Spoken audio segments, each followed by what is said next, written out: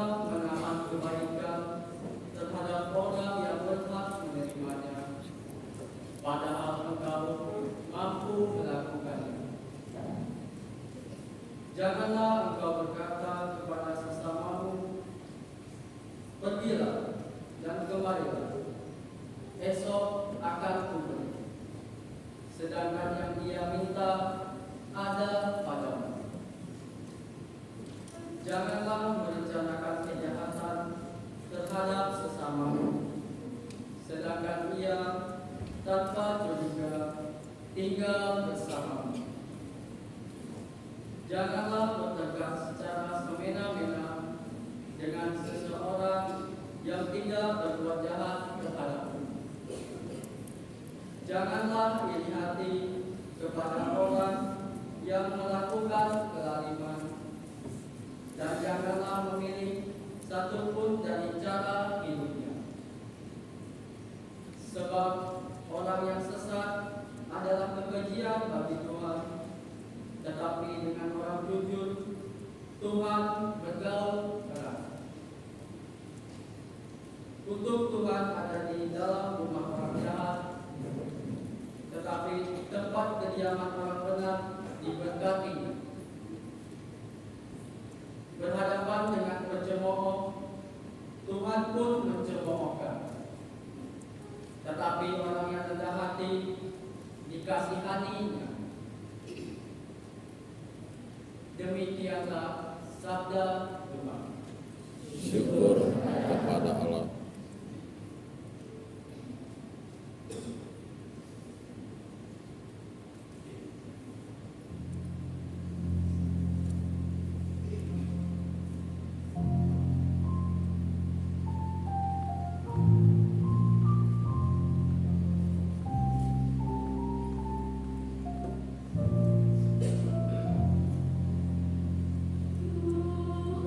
Tuhan siapa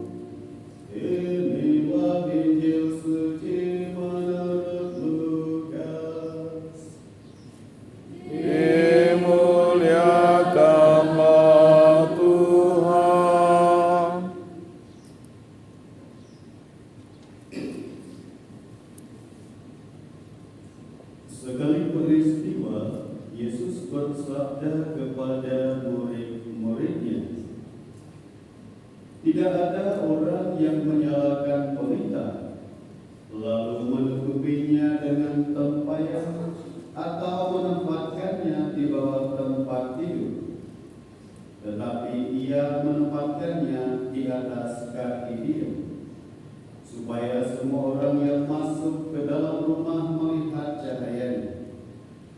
Sebab tiada sesuatu yang tersembunyi yang tidak akan dinyatakan, dan tiada suatu rahasia yang tidak akan diketahui dan diumumkan. Karena itu, perhatikanlah cara kalian mendengar. Karena barang siapa sudah punya akan diberi, tetapi barang siapa tidak punya, apapun yang dianggap ada padanya akan diambil.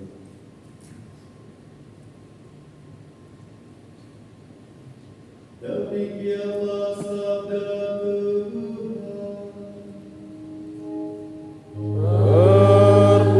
Terpujilah Kristus.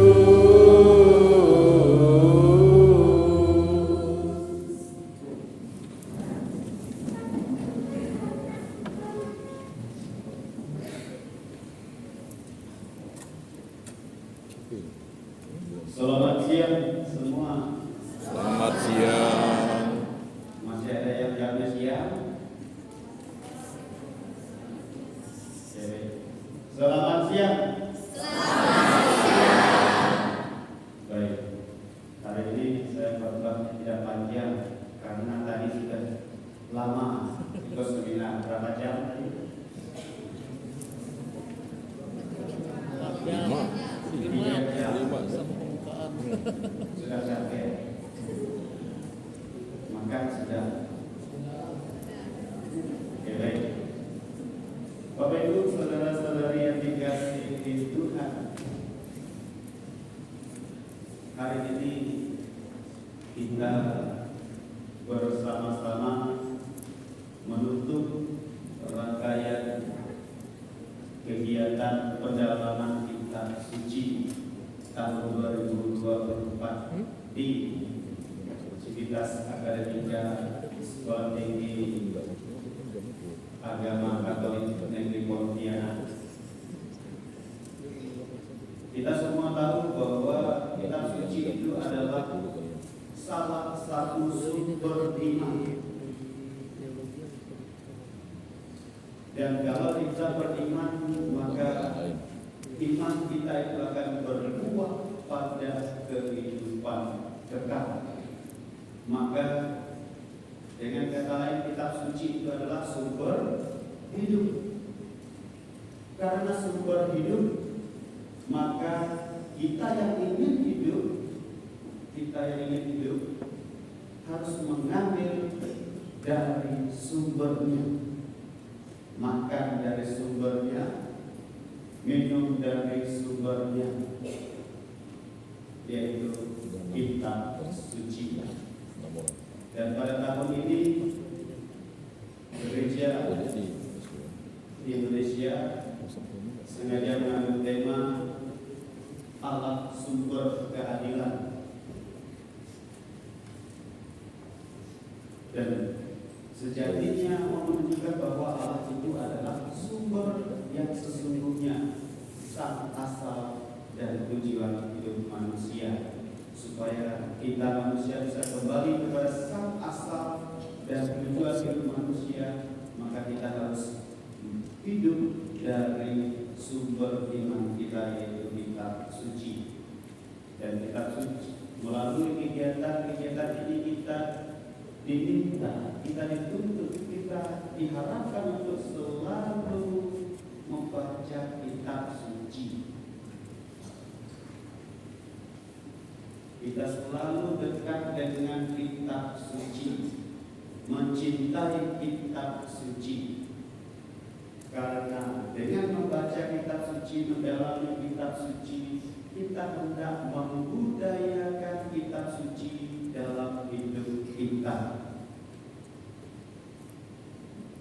Kitab suci tidak membawa budaya dari luar supaya kita hidupi, Kitab suci tidak dimaksudkan untuk kita mengadopsi budaya-budaya lain, tetapi kitab suci membawa makna penting, membawa pesan iman supaya bisa menerangi kehidupan budaya-budaya kita. Ketika kita sebagai orang Dayak dengan beriman Katolik, tidak otomatis kita berubah. Kita tetap 100% Dayak dengan menghidupi iman Kristiani. Ketika kita orang Jawa dengan mengimani iman Kristiani, kita tidak diubah menjadi orang-orang Yahudi, tapi kita tetap sebagai orang Jawa, 100% Jawa, tetapi budaya kita diterangi oleh iman. Maka saudara-saudari yang dikasihi Tuhan, dan terang iman itulah yang hendak mengajak kita untuk selalu menerangi hidup kita dengan ajaran-ajaran Kristiani dalam kitab suci. Maka dalam bacaan Injil yang kita dengar pada hari ini, Yesus mengajarkan kepada para murid, tidak ada orang yang menyalakan pelita lalu menutupinya dengan tempayan atau menempatkannya di bawah tempat tidur. Seperti yang kita dengar dalam seminar tadi, bagaimana Allah digambarkan sebagai penerang dalam hidup manusia, mendorong perahu kehidupan kita. Demikianlah Yesus juga mengajak kita untuk menghadirkan terang itu dalam hidup kita. Kemudian terang hidup kita menerangi diri kita, juga menerangi orang-orang yang ada di sekitar kita. Nah, terang itu kita bagikan kepada orang, tidak cukup dengan kata-kata, tetapi melibatkan seluruh diri kita, perbuatan kita, sikap kita, pikiran kita. Maka sekali lagi kita diminta seluruh diri kita diajak untuk menerangi orang-orang yang ada di sekitar kita. Maka Yesus katakan lagi, supaya semua orang yang masuk ke dalam rumah melihat cahayanya dan juga memperoleh terang atau diterangi. Nah, saudara-saudara yang dikasihi Tuhan, apa makna, apa gunanya bacaan hari ini untuk kita berikutnya, untuk mendalami kehidupan kita, terutama dalam mendekatkan diri dengan kitab suci. Yang pertama, gereja mengajak kita untuk selalu mencintai kitab suci dengan cara duduk tenang, berdoa, konsentrasi, baca kitab suci, merenungkannya, kemudian membawanya dalam kehidupan sehari-hari. Itu yang pertama. Yang kedua, kita juga diminta untuk menjadi terang dan garam dunia, terang bagi orang-orang yang ada di sekitar kita, dan garam bagi setiap orang yang kita jumpai, sehingga pesan iman yang ada dalam Allah sebagai sang sumber keadilan juga kita bawa untuk menerangi kehidupan di sekitar kita. Karena kita tahu bahwa dalam kehidupan kita banyak persoalan, banyak kesenjangan, baik sosial, politik, budaya, ekonomi, dan sebagainya. Bahkan dalam pendidikan juga tidak jarang ada kesenjangan. Maka supaya kita bisa menjadi terang, kita harus berjuang menggapai ilmu, membangun kesadaran dan wawasan bagi kita sebagai orang-orang yang terdidik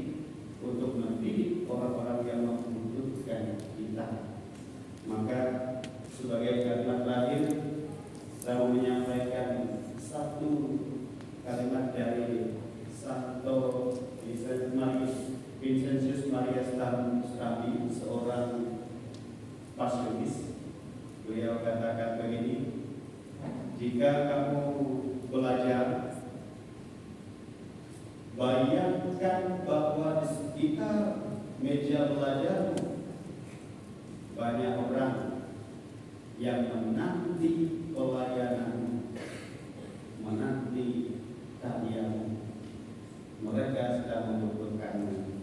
Nah, semoga renungan ini membuka wawasan kita, menggerakkan hati kita, dan memampukan kita menjadi terang dan garam dunia. Tuhan Yesus memberkati. Amin.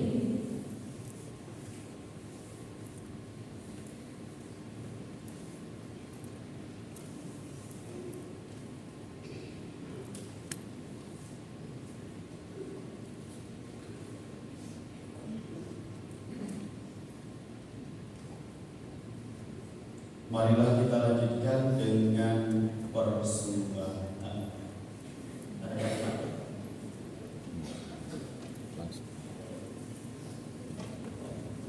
Lanjutkan dengan persembahan. Itu.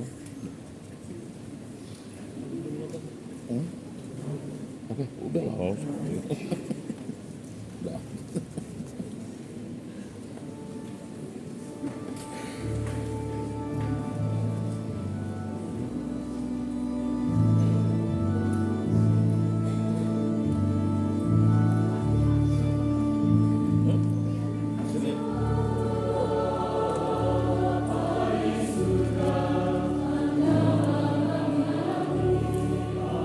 Biasa. Yang penting udah masuk panggilan seharian kan. Enggak persembahan. Ya, persembahan ya. Tapi kalau penting.